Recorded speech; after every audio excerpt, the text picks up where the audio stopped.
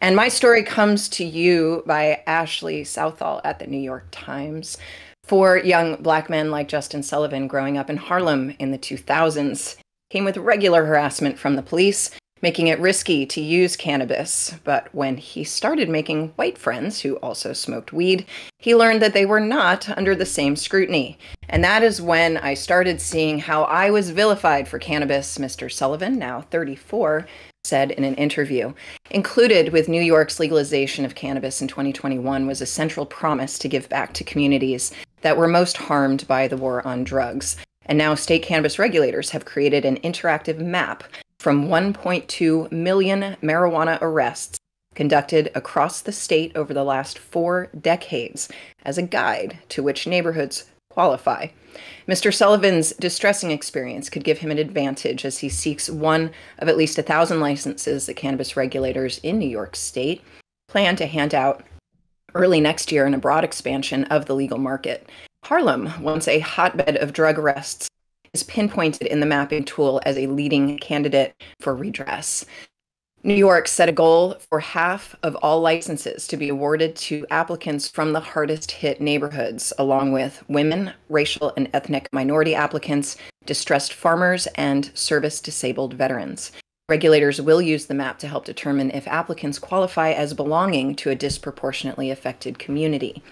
And it serves as a clear reminder of how drug enforcement arrests in New York have been concentrated in low-income Black and Latino communities. This wasn't darts on a wall, said Tabitha Robinson. She is the Director of Economic Development Policy and Research of the Office of Cannabis Management. This state agency released the mapping tool last month and regulates the adult use market. Across the country, from California to Massachusetts, similar efforts to make the industry more inclusive have struggled. It has been no different in New York, where an interim dispensary licensing program has been halted since August by a lawsuit from veterans who say they were illegally excluded. Researchers who put together the mapping tool analyzed the home addresses of all people arrested in New York State from 1980 through 2021.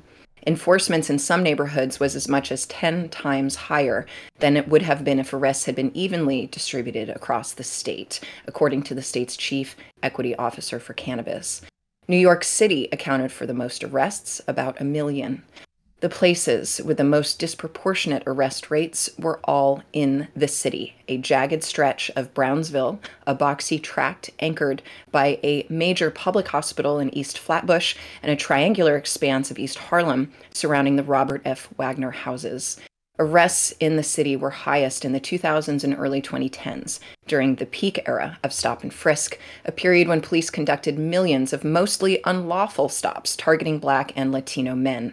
Researchers have found stark racial disparities in arrests that could not be fully explained by the police's persistent claims that they were driven by emergency calls and community complaints versus racial bias. While the sum of marijuana arrests contributing to the map is staggering, it may be missing millions more encounters. This data set does not include stops where officers issued criminal summons or wrote tickets for small infractions where they took no action at all, or where they used marijuana as a pretext, but the stop did not result in a marijuana charge. And we all remember the stop and frisk, and the second you pull it out of the pocket, it becomes a crime. Mr. Fagone acknowledged the map's limitations, but he said he still believed it's captured the areas most harmed by marijuana arrests and provided people who have lived in those places with a pathway into the legal industry. The state designated 40% of cannabis sales tax revenues to fund reinvestment grants in the places where arrests were high. People who have lived for certain periods in those areas can get priority considerations for business licenses, discounts halving, cutting in half the application and licensing fees, and financial assistance, training, and help with operations.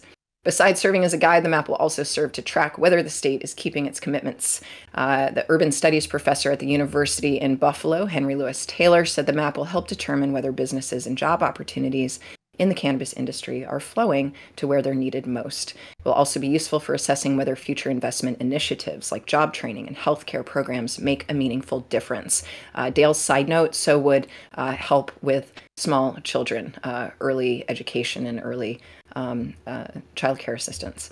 we're able to see whether or not and to what extent these communities are going to benefit from the legalization of cannabis. And so I think this is a hugely important and significant opportunity. These cannabis sales that these initiatives depend on have lagged amid New York's slow and chaotic rollout. Only 27 adult use dispensaries have opened across the state since last December, although those sales have already reached 83 million in the first 9 months with the help of the new farmers markets. I strongly encourage folks to continue reading. Mr. Sullivan, in particular, is kind of an interesting story because he wants to open a dispensary in the barber shop that they've owned in Harlem for nearly 60 years. That would be on Frederick Douglass Boulevard in the stretch of Harlem where cannabis arrest rates have been 4 to 6 times higher than the state average. And while he's never been arrested as a Harlem resident, and of course having black skin, he has definitely had interactions with law enforcement. And he is what the state would call a legacy dealer, someone who is part of the marijuana industry before legalization. And this is a group that officials are keen on drawing into the legal market. So after his grandfather opened the barber shop and migrated from Georgia, became a successful business person, he was sent to prison for 6 years in the late 70s on charges that included marijuana distribution. And Harlem has changed quite a bit since then. His neighborhood is disappearing, and they're lucky to have the privilege of having space. And so it's important that we all support folks just like this to be able to use their space and place to be a part of the legal industry, says the peanut gallery sitting in this chair. I also plan to be in New York City. So if you're in the sound of my voice and you are also in New York City next weekend, I mean, that's like a week from Sunday, December 3rd, we will be screening and having a lovely after party for American Pot Story Oaksterdam. We will be at Regal Union Square. So Union Square on 12/3, in the middle of the afternoon, red carpets at 3:30. And I hope to see you here. This little thing right there works. If you've got it on your screen, you can just scan it and get tickets. So hopefully I will see you soon, New York City. I love you. Thank you. Dale Scott Jones, y'all. Dale Scott Jones. Yes. I mean, what do you think about this, I Rico? think we should be showing more of these maps over and over and over again to remind people How much do you the think shit was disproportionate. How much- If you have way more white people in white neighborhoods that are statistically more drug users and drug dealers, then they're not getting arrested and they're not heavily policed. If you show people these visuals, maybe it'll start getting through to them. And they'll start understanding why the struggle is so disproportionate in our neighborhoods, and the struggles that we have to go through is not the same. So we This can is talk about it. how we got cops, moms, and the NAACP on board back in 2010. Were a lot of maps that Drug Policy Alliance and other groups helped us do to show what was really these disproportionate arrests that were happening in California, and that triggered a whole series of actually taking a look. And you're right, people are visual, and those facts don't lie. How much do you think this study cost? This particular study, Mm-hmm. Just an estimate. I know it didn't say in the article. I'm just wondering just how much do you estimate? well, this is data, right? So you're not having to go Really? ask people necessarily. You're going backwards and looking at Yeah, at historical instances and like compiling all the data, but that still is probably a lot half a it's million lot dollars. yeah, it's a lot of data entry.